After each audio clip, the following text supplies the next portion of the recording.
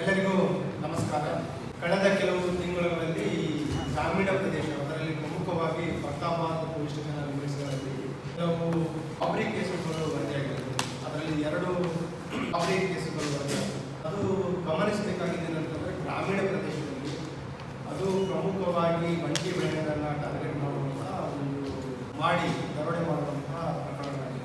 ಇದನ್ನು ಗಂಭೀರವಾಗಿ ಪರಿಗಣನೆಗೆ ತೆಗೆದುಕೊಂಡು ACP ಸಬರ್ಬನ್ ರಾಜಣ್ಣ, ಇನ್ಸ್ಪೆಕ್ಟರ್ ಪ್ರತಾಪಾದ್ ಮತ್ತು ಅವರ ಕ್ರೈಮ್ ಟೀಮ್ ಅವರ ನೇತೃತ್ವದಲ್ಲಿ ವಿಶೇಷ ತಂಡವನ್ನು ಮಾಡ್ತಾರೆ.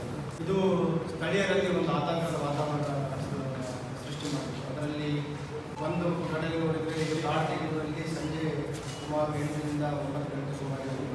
ಇನ್ನೊಂದು ಪ್ರಕರಣದಲ್ಲಿ ಇತ್ತೀಚೆಗೆ ನಡೆದಿದ್ದೇನೆಂತಂದರೆ, ಅವರು ಹೊಲದಲ್ಲಿ ತರಕಾರಿ ತೋಟದಲ್ಲಿ ಕೆಲಸ ಮಾಡ್ತಾ ಇರಬೇಕಾದ್ರೆ ಅಲ್ಲಿ ಒಂಟಿ ಬೆಳೆ ಕೆಲಸ ಮಾಡ್ತಾ ಇರಬೇಕಾದ್ರೆ ಅವರನ್ನು ಟಾರ್ಗೆಟ್ ಮಾಡಿ ಅವರ ಒಂದು ಗಾಳಿ ಚೇನನ್ನು ಕೊಟ್ಟಿದ್ದಾರೆ.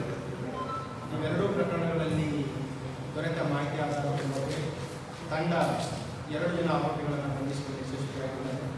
ಆರೋಪಿಯು ಕೂಡ ಸ್ಥಳೀಯರಾಗಿರುವ ಕಲ್ಲಾಲಿ ರಿಯಾಸ್ ಕಲ್ಲೇಶ್ ಅಂತ, ಇನ್ನೊಬ್ಬ ಸ್ನೇಹಿತ ಮಹೇಶ್ ಅಂತ, ಇಬ್ಬರನ್ನ ಬಂಧನ ಮಾಡಿ ಅವರಿಂದ ಏನು ದರೋಡೆ ಮಾಡಿ ಚಿನ್ನಾಭರಣಗಳನ್ನು ವಶಪಡಿಸಿಕೊಳ್ಳಲು ಯಶಸ್ವಿಯಾಗಿದೆ.